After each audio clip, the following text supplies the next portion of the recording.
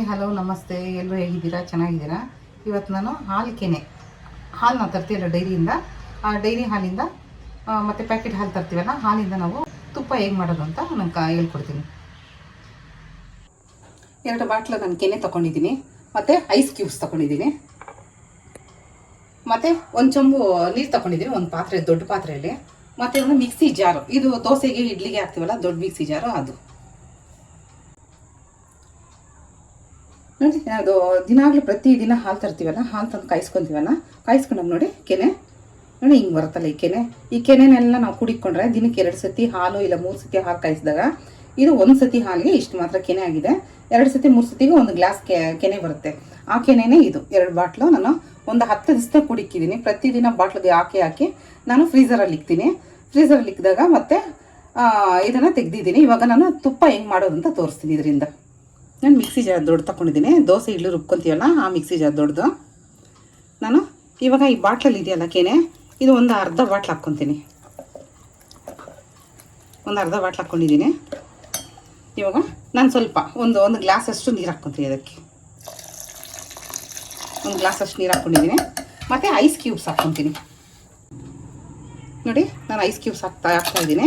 ಇವಾಗ ಇದನ್ನು ನಾವು ಒಂದು ಸತಿ ಮಿಕ್ಸಿಗೆ ಹಾಕ್ಕೊಂಬರ್ತೀನಿ. ಅಂದರೆ ಒಂದು 3 ಸತಿ 4 ಸತಿ ರಿವರ್ಸ್ ಮಾಡಿ ಹಾಕ್ಕೊಂಡ್ರೆ ಸಾಕು, ಬೆಣ್ಣೆ ಬಂದ್ಬಿಡುತ್ತೆ. ನೋಡಿ, ಮಿಕ್ಸಿಗೆ ಒಂದು 4 ಸತಿ ನಾನು ಆನ್ ಆ್ಯಂಡ್ ಆಫ್ ಮಾಡಿದೆ ಅಷ್ಟೇ. ಬೆಣ್ಣೆ ನೋಡಿ ಎಷ್ಟು ಚೆನ್ನಾಗಿ ಬಂದಿದೆ ಅಂದರೆ ಅಷ್ಟು ಚೆನ್ನಾಗಿ ಬಂದಿದೆ ಬೆಣ್ಣೆ. ಯೂಶ್ವಲಿ ನಾವೇನು ಮಾಡ್ತಾಯಿದ್ವಿ ಅಂದರೆ, ಮೊದಲೆಲ್ಲ ಒಂದು ಬಾಟ್ಲಿಗೆ ಹಿಂಗೆ ಹಾಲು ಕೆನೆ ಹಾಕ್ಕೊಂಡು ಅದನ್ನು ಚೆನ್ನಾಗಿ ಶೇಕ್ ಮಾಡಿ ಒಂದು 10 ನಿಮಿಷ 15 ನಿಮಿಷ ಕಷ್ಟಪಟ್ಟು ಶೇಕ್ ಮಾಡಿ ಕೈಗಳೆಲ್ಲ ನೋವು ತರಿಸ್ಕೊಂಡು ನಾವು ಬೆಣ್ಣೆ ಮಾಡ್ತಾಯಿದ್ವಿ. ಬಟ್ ಮಿಕ್ಸಿಯಲ್ಲಂತೂ ತುಂಬ ಈಸಿಯಾಗಿ ಬರುತ್ತೆ. ಈಗ ನಾನು ಪಾತ್ರೆಗೆ ಹಾಕ್ತೀನಿ ನೋಡಿ.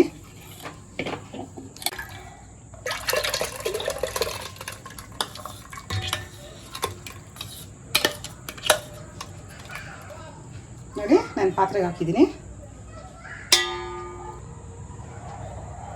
ನೋಡಿ, ಬೆಣ್ಣೆ ಎಷ್ಟು ಚೆನ್ನಾಗಿ ಬಂದಿದೆ ಅಂತ. ಈ ಸಪ್ರೇಟಾಗಿ ಮೇಲೆ ತೇರ್ಕೊಂಡ್ಬಿಟ್ಟೈತೆ ಅಂತ ಅಲ್ವಾ?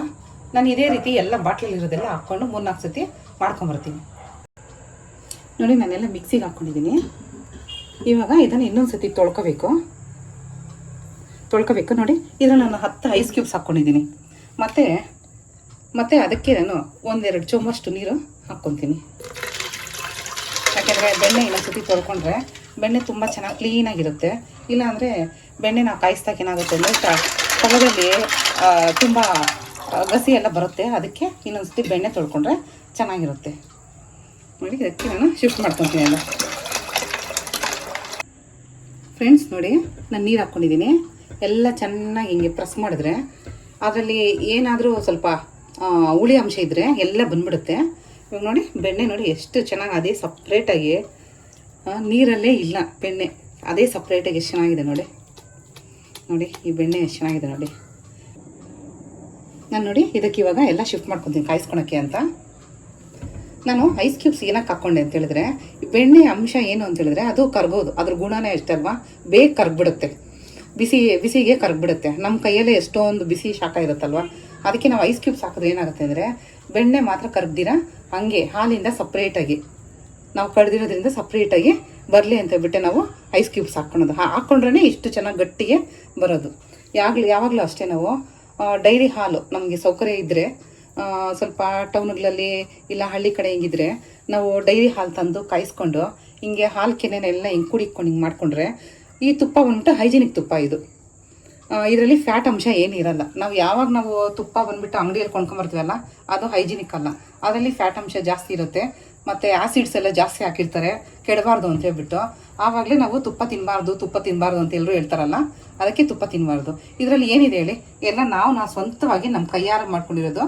ಅದಕ್ಕೆ ನಾವು ಆದಷ್ಟು ಹಿಂಗೆ ಮಾಡಿಕೊಂಡ್ರೆ ನಾವು ಹೆಲ್ತಿ ಫುಡ್, ಇದು ತುಂಬ ಹೆಲ್ತಿಯಾಗಿರುತ್ತೆ. ನೋಡಿ, ನಾನು ಒಂದು 10 ದಿವಸದಿಂದ ಕುಡಿಕೊಂಡಿದ್ದೀನಿ ಅಷ್ಟೇ. ನೋಡಿ ಎಷ್ಟು ಬೆಣ್ಣೆ ಬಂದಿದೆ ಅಂತ.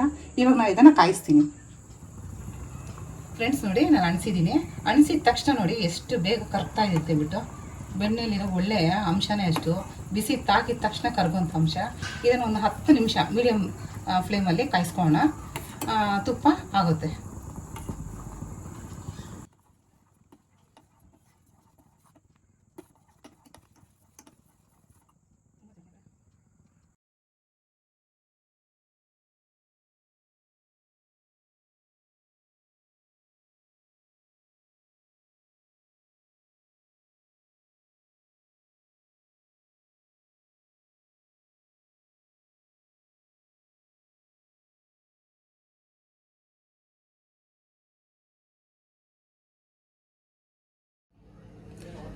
ನೋಡಿ ತುಪ್ಪ ಆಗಿದೆ, ಲೈಟಾಗಿ ಗಸಿ ಇದೆ ನೋಡಿ ತಳದಲ್ಲಿ.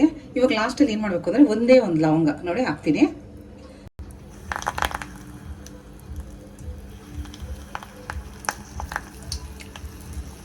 ನೋಡಿ ಒಂದೇ ಒಂದು ವಿಳೆದಲ್ಲಿ ಹಾಕಿದ್ದೀನಿ. ಇದು ಹಾಕೋ ಉದ್ದೇಶ ಏನು ಅಂತ ಹೇಳಿದ್ರೆ ತುಂಬ ಸ್ಮೆಲ್ ಇರುತ್ತೆ, ತುಂಬ ದಿವಸ ಇರುತ್ತೆ ಅಂತ ಬಿಟ್ಟು ಇದನ್ನು ಹಾಕೋದು. ಮಕ್ಳಿಗೆ ಸಹ ಅನ್ನದಲ್ಲಿ ಚೂರು ತುಪ್ಪ ಹಾಕಿ ತಿನ್ಸಿದ್ರೆ ತುಂಬ ಒಳ್ಳೆಯದು. ನೋಡಿ ತಣ್ಣಗಾಗಿದೆ ತುಪ್ಪ. ತಣ್ಣಗಾದ್ಮೇಲೆ ನೋಡಿ ಸುತ್ತಲೂ ಗಟ್ಟಿ ಇದೆ, ಆದರೆ ಮಧ್ಯದಲ್ಲಿ ಮಾತ್ರ ನೋಡಿ ಎಷ್ಟು ಚೆನ್ನಾಗಿ ಮರಳಾಗಿದೆ. ಅದಕ್ಕೆ ಹೋಮ್ಮೇಡ್ ತುಪ್ಪ ಹಿಂಗೆ ಇರುತ್ತೆ, ಆದರೆ ಕೊಂಡ್ಕೊಂಬರೋ ತುಪ್ಪ ಎಲ್ಲ ಫುಲ್ಲು ಒಂದೇ ಥರ ಇರುತ್ತೆ ಗಟ್ಟಿ. Like, share and subscribe to Paka Amrutha channel. Thank you.